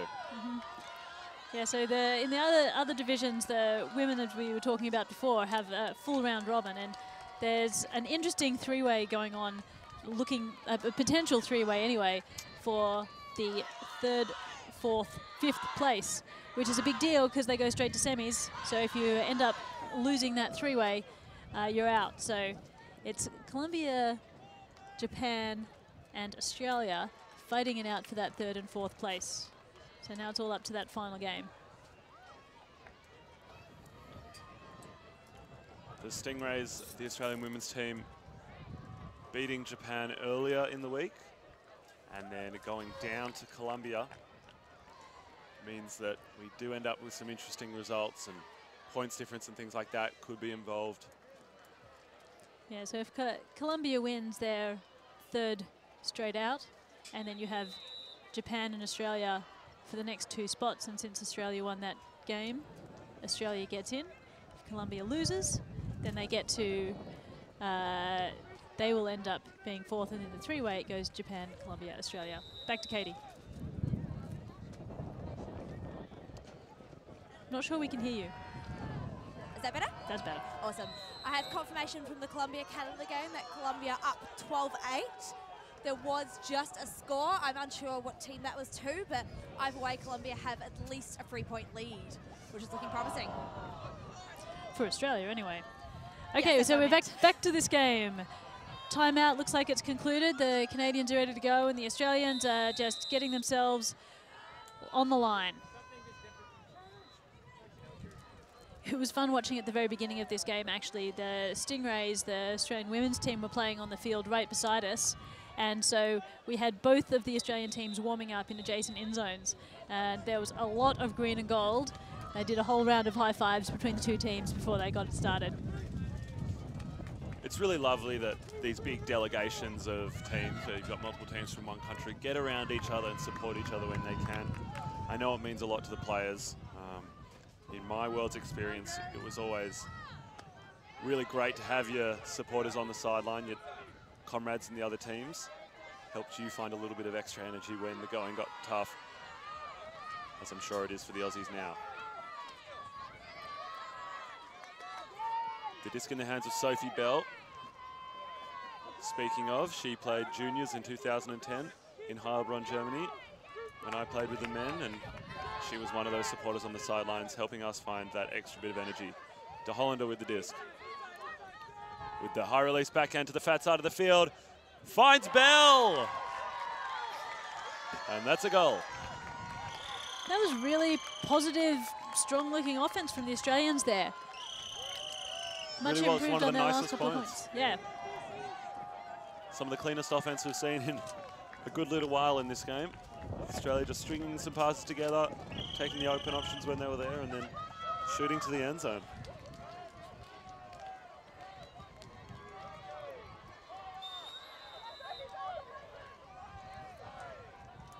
If they can keep playing like this, there may be something crazy in the works. Not willing to put money on it yet, but can't stop believing. Yeah, well, we saw the very first game of the tournament, right? We had India versus Australia. Australia was up 7-1, and India brought it back to win. It's pretty rare that you see a team come down from that kind of deficit into a victorious position.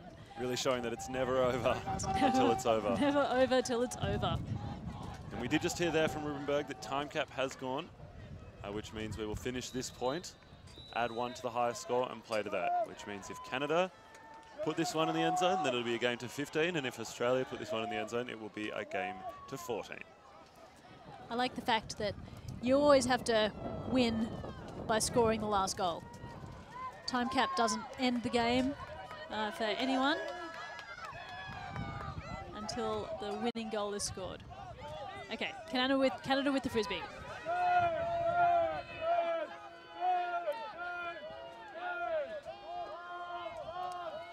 Poachy sort of zone going on at the moment from the Aussies, but the Canadians working it through the middle.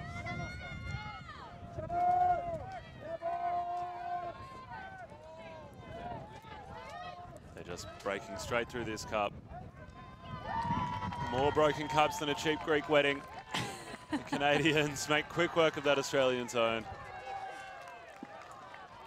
Too much open space. Now that puts the pressure on. That brings Canada to 14. Even if it wasn't time cap, it would be now a game to 15.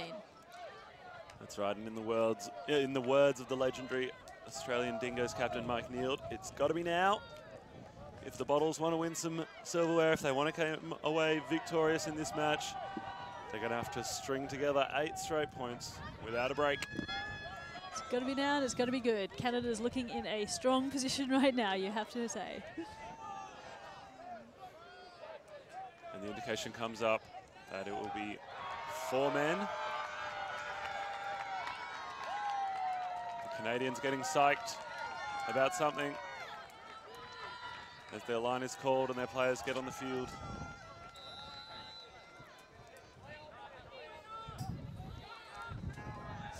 Funny runs to escape from the field there.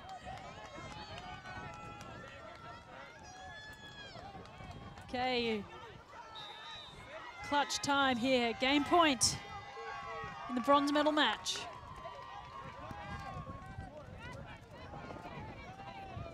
Sam Francois getting fired up, visibly trying to motivate his teammates to find a little bit of extra energy somewhere in their tank.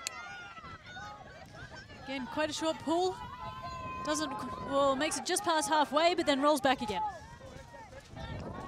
And it will be fielded by Mikey Trong at about half field, as you say. Suzuki immediately cuts to the end zone, but he goes back to Bell. Bell's experience may prove valuable this point as it slips through the hands of Michael Vernon. Regathered perhaps by De Hollander, but there's going to be a bit of discussion about up or down. A few different opinions. And it looks like the call will be up. Cool. The Canadians are calling it up, I think. Great spirit from the Canadians.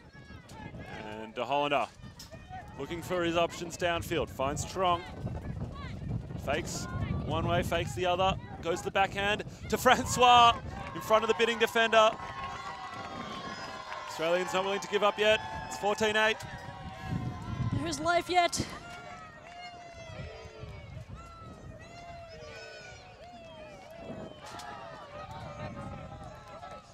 Another example of clinical downward offense. Late in this game, the Australians have started to put together some really lovely points. Definitely. I hope it's just not too little too late.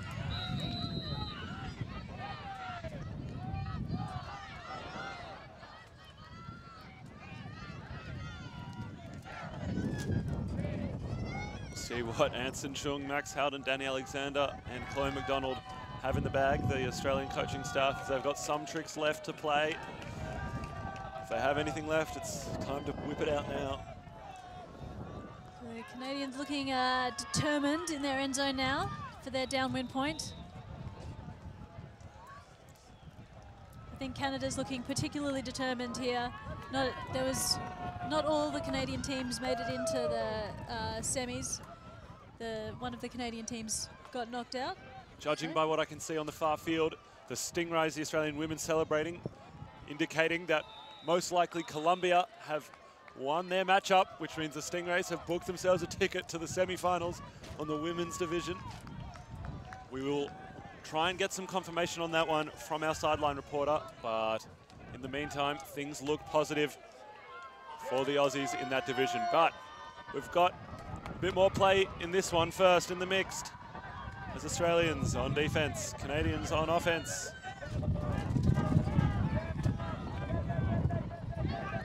Acres of space there in the middle for the Canadians. They've been using that really well in that when Australia's been playing the zone defense. There's an opportunity in the middle they've been finding quite a lot. So Mason with the frisbee. Nice gather there by Thompson.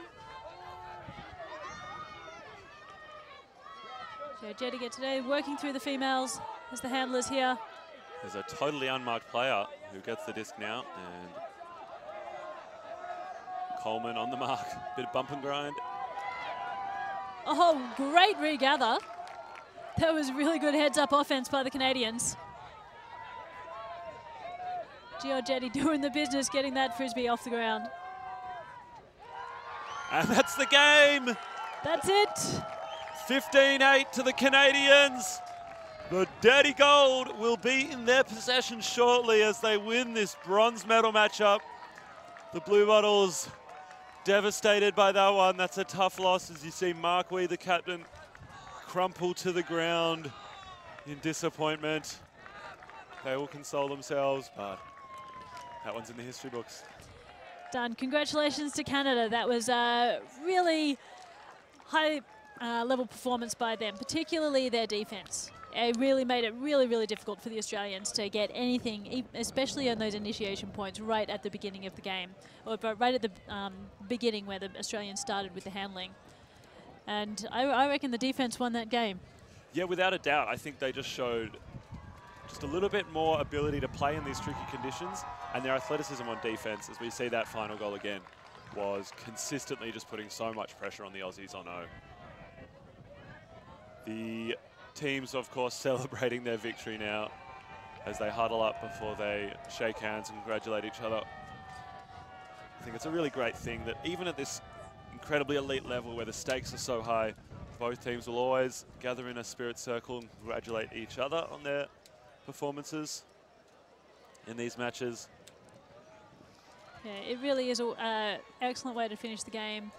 And multiple times, even when you're feeling a little bit down after having lost a medal match like this, after the chat in the circle, it brings everybody's spirits up and is a really great way to finish the game. And for a little bit of an update from the Stingrays, we'll head down to the sideline with Katie Locke. Hello everyone, I have had confirmation that the Stingrays, the Australian women's team, are through to the semi-finals. Colombia's victory over Canada, meaning that the tiebreaker rules, because Australia won over Japan in pool play, and because they have the same number of win-loss in pool play, they are pushed into the semis. They have booked their ticket. That's an excellent performance by the Australian delegation. Thank you for that, Katie. All three teams in semi-finals. I'm not sure if any other countries other than the US and Canada have managed that one, so pretty incredible. Well, Canada's Canada unfortunately didn't actually make it into the semis for the men. They had a match-up with the USA in the quarterfinal and got knocked out. So great work. Disappointing for Japan though if they're not making in. But back to this game, they're done with the spirit circle and coming up to the sideline.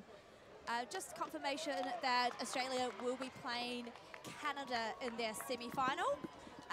That'll be a rematch of the game that we saw yesterday morning back in the semi-final tomorrow morning.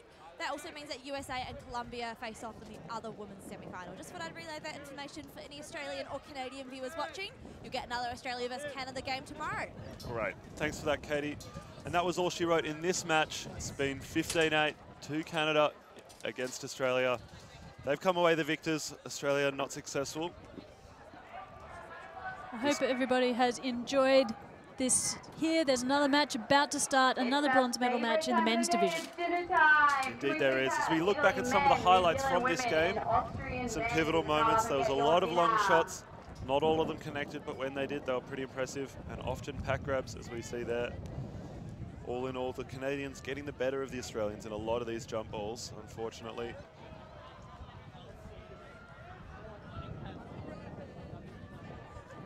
It's pretty impressive. Often, as we saw there, it's a case of not the first or second or third attempt, but someone coming through behind that cleaned up the scraps. But overall, a really impressive display. As Tam mentioned, there is some more excellent ultimate coming up. The Australian men's team, the Goannas, will be playing in their bronze medal match, so do stick around for that one as we've brought you live coverage from the World Under-24 Ultimate Championships. I've been Max Stenstrom. I've been Tamara Davis. Thanks for tuning in. On the nickel, please don't mess with my fingers. I'm counting wins with my fingers. Nah, I'm a sight, but don't kill them. Coskin clan chillin' villas. Pocket juice like I'm Chancellor. My flow like honey, go figure. Junkie tripping of life, like mix it up with the dirty. Poppin' Skittles with Sprite and attitude like don't touch me. Happy thoughts and pinky rings. Only brighter things. Money talks when you're feeling greed. Satisfy their needs. Pull up skirt and hop on the beat. Pull up on your turf. Energy got me feeling clean, holy water scene vibes, bump and grind it, yeah, just stop it, yeah, I'm seeing changes, but I haven't even started, yeah, get low and pop it, yeah, and don't you stop it, yeah, I'm feeling different, but because I'm low-key popping, yeah.